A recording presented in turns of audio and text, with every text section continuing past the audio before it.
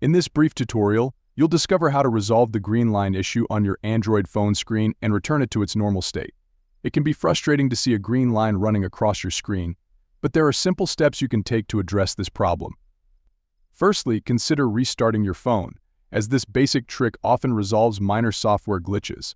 Simply press and hold the power button until the restart option appears on your screen, then tap on it and wait for your phone to reboot. If restarting doesn't help, check for any pending software updates, as outdated software can sometimes cause display issues.